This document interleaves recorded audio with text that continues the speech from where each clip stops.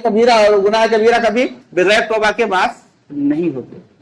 तो हक की फहमाइश करना, अब हक की जब दावत देने जाएंगे, जब अगर इबादत पे लग जाएंगे तो कोई मसला नहीं होगा।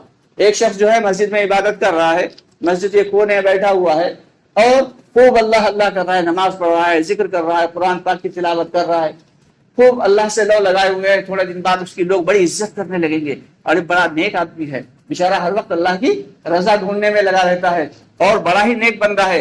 फिर लोग जो है उसे थोड़े दिन के बाद दुआओं की दरख्वास्त भी करेंगे कि भाई दुआ के कर दिया करिए, हमारे लिए कुछ दुआ कर दें। फिर थोड़े दिन के बाद लोग उसे तोहफे तोहफ भी देने लगेंगे, नजर और नियाज भी करने लगेंगे, हजरत ये रख लीजिए, हजरत दुआ की दरख्वास्त है, ये कबूल फरमा लीजिए।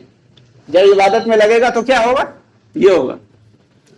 लेकिन जब दावत में लगेगा, जब हक की दावत देने के लिए लगेगा कि लोगों की टूड़ियों में हाथ डालने के लिए अपनी जान, अपना माल, अपना वक्त खर्च करके अल्लाह के रास्ते में निकलेगा, गश्त के लिए जाएगा, लोगों से मुलाकात के लिए जाएगा, तो क्या होगा, लोग कहेंगे तुम्हारे पास क्या बस यही काम है, कोई काम धंधा नहीं है क्या?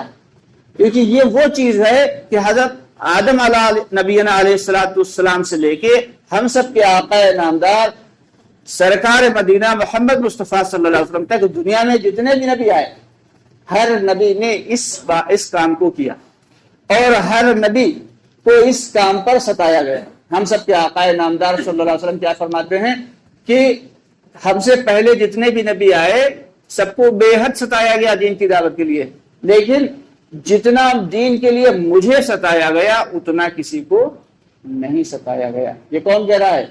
ये वो है हजरत आका नामदार मोहम्मद मुस्तफ़ा सल्लल्लाहु अलैहि वसल्लम कि जिनकी इबादत को देख के गार हिरा में जब इबादत के लिए जाते थे तो उनकी इबादत को देख के वो मुशरिकीन मक्का कहते थे ये अमीन हैं, ये सादिक हैं। लोग उनका लक़ब डाल दिए थे कि अमीन और सादिक यानी सच्चे, अमानतदार, और बेहद इज्जत थी, बहुत इकराम करते थे वो लोग। किस बात पे? इबादत की वजह से।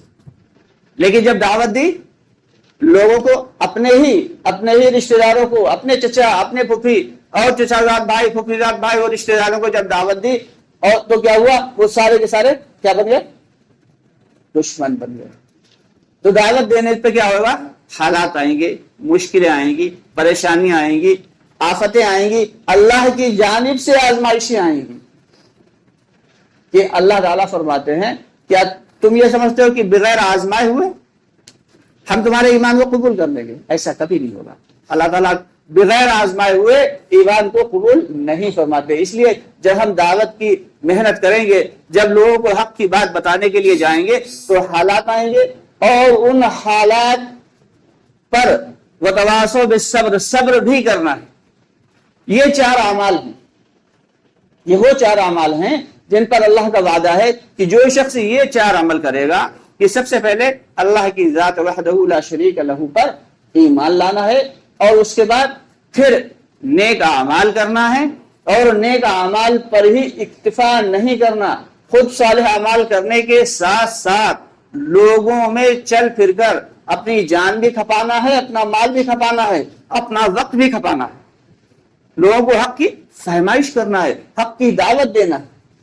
और लोगों को जब हक की दावत दी जाएगी तो जाहिर सी बात है फिर हालात आएंगे। कैसे हालात आएंगे? कि हजरत मोहम्मद मुस्तफ़ा सल्लल्लाहु अलैहि वसल्लम को लोग जिनको अमीन कहते थे, जिनको सादिक कहते थे, एक सहाबी हैं, कहते हैं मैं छोटा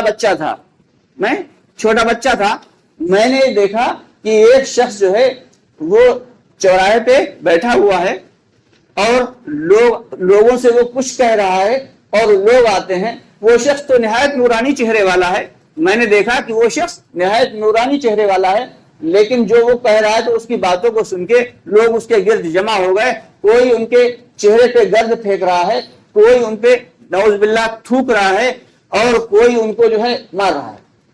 कि तभी मैंने देखा कि एक बड़ी खूबसूरत सी बच्ची आई, हाथ में पानी का प्याला लिए हुए, और ये सिर्फ थोड़ी देर के लिए नहीं हुआ, ये सुबह से होते होते दोपहर हो गई, ये हालात चलते रहे। तभी एक बच्ची जो है हजरत ज़ैनब रज़ियल्लाहु ताला अन्हा थी, वो जो बड़ी खूबसूरत सी बच्ची थी, उस वक्त हाथ में पानी का प्याला लेके आई और वो रो रही थी, और अपने उन बुजुर्ग के चेहरे पर से पानी डाल के उनके चेहरे को साफ कर रही थी। तो और वो बुजुर्ग उससे कह रहे थे کہ تم پریشان نہ ہو، یہ دین حق ہے اور یہ دنیا کے ہر کچے پکے گھر میں داخل ہو کے رہے گا، اور تمہارے والد کو، تمہارے ابا کو کوئی نقصان نہیں پہنچا سکتا۔ تو میں نے پوچھا یہ کون ہے؟ پتہ یہ چلا کہ یہ محمد مصطفیٰ صلی اللہ علیہ وسلم ہیں، اور وہ بچی جو تھی وہ ان کی ہی بیٹی حضرت زینب رضی اللہ تعالیٰ۔ تو یہ حالات آئیں گے دوستو، پریشانیاں تو آئیں گی ہی جب ہم حق کی دعوت دیں گے۔ آرام سے آج ہمیں دھوکہ کیا لگا ہوا ہے کہ ہمیں یہ لگتا ہے کہ ہم کھا کما رہے ہیں اور اپنے بیوی بچوں کو پال رہے ہیں، بس یہی دین ہے۔ دوستو اگر یہ دین ہے تو پھر یہ تو غیر لوگ بھی کر رہے ہیں، یہ تو دوسرے بھی کر رہے ہیں، تو پھر ہم میں ان میں فرق کیا؟ اور یہاں تک کہ یہ تو جانور بھی کر رہے ہیں، یہ ڈھونڈتے ہیں، ادھر ادھر ڈھونڈتے ہیں اور اس کے بعد کھاتے پیتے ہیں، اپنے بچوں کی پرورش کرتے ہیں۔ پھر ہم میں ایک ایمان والے میں اور ایک غیر ایمان والے میں، یا ایک ایمان والے میں یا ایک جان والے میں فرق کیا ہے؟ اللہ تعالیٰ نے جانوروں کے پیٹ کو اور سر کو برابر رکھا ہے، اور انسان کے پیٹ کو نیچے اور سر کو سب سے اوپر رکھا ہے، اسی لیے سر کسی کے سامنے کبھی جھکتا نہیں۔ تو اس کے لیے اللہ نے سوچنے سمجھنے کی صلاحیت دی ہے انسان کو، اس لیے ہم سب کی ذمہ داری یہ ہے کہ ہم باقاعدگی کے ساتھ دعوت کی محنت کو کریں، سمجھیں اس کو کہ آخر یہ ہے کیا، اور یہ کون سا کام ہے جو ہر نبی نے کیا کہ اللہ کے بھٹکے ہوئے بندوں کو اللہ کی طرف بلانا۔ بہت سارے ہمارے بھائی کہتے ہیں کہ ارے بھائی دعوت دینا ہے تو غیروں کو دو، ارے پہلے اپنے تو آ جائیں، تب اس کے بعد ہی تو غیروں، پہلے اپنوں کو تو شامل کرنا ہے۔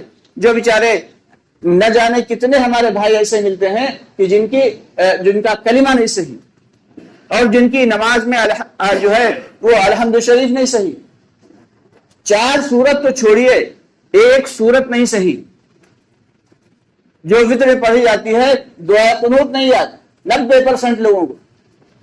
اللہ ہم سب کی حفاظت فرمائے۔ تو دوستو نہ جانے کتنے لوگ ایسے آپ کو ملیں گے جنہیں غسل کے فرض نہیں معلوم اور غسل کر رہے ہیں۔ وہ غسل وہ نہانے کو ہی سمجھتے ہیں، لیکن غسل میں کتنے فرض ہیں نہیں پتا، وضو میں کتنے فرض ہیں نہیں پتا، نماز میں کتنے فرائض ہیں نہیں پتا، نماز کی شرائط کیا ہے نہیں پتا، اور 60-70 سال ہو گئے اور لگاتار نماز پڑھتے چلے جا رہے ہیں۔ تو دوستو ہمیں یہ سارا کا سارا دین کہاں ملے گا؟ باقاعدہ علماء کرام سے ہمیں سیکھنا ہے، لیکن چونکہ اب ہماری عمر نہیں، تو جو ہم جو ہے کسی طالب علم بن کے اور کسی اسکول میں جا سکیں، مدرسے میں جا سکیں، تو اس لیے اللہ نے ایک کام دیا ہے، دعوت والا کام، اس میں باقاعدگی سے اپنے آپ کو جوڑیں اور یہ 4 اعمال کرتے رہیں، ان پہ جو حالات ہیں اس پہ صبر بھی کرتے رہیں۔ اللہ کی ذات سے امید ہے کہ اللہ تعالیٰ ہمیں دنیا میں بھی کامیاب و کامران فرمائیں گے، اور انشاءاللہ تعالیٰ ہمیشہ والی زندگی جو آخرت کی زندگی ہے اس میں بھی کامیابی ملے گی، کریں گے سب لوگ انشاءاللہ۔ اللہ ہم سب کو کہنے سننے زیادہ عمل کی توفیق عطا فرمائے۔